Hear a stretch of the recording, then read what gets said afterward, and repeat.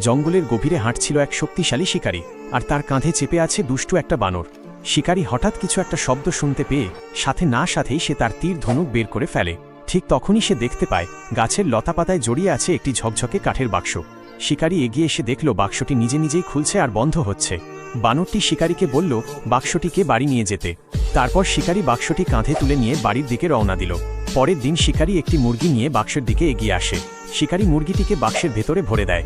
মুহূর্তেই বাক্স থেকে আলো ঝলমল করে উঠল, আর হঠাৎ বেরিয়ে এলো অনেকগুলো মুরগি। শিকারী আর বানর অবাক হয়ে হাঁ করে তাকিয়ে রইল। তারপর একদিন বানর ভাবল, যদি আমিও ভেতরে ঢুকি তাহলে অনেকগুলো বানর বের হবে। ভাবতে না ভাবতেই সে বাক্সে ঢুকে পড়ল। আবার সেই আলো, কিন্তু এবার বাক্স থেকে বেরিয়ে এলো অসংখ্য বানর। ঠিক তখনই শিকারী এসে দেখে এতগুলো বানর। শিকারী চারপাশে তাকিয়ে নিজের আসল বানরটিকে খুঁজে পেল না।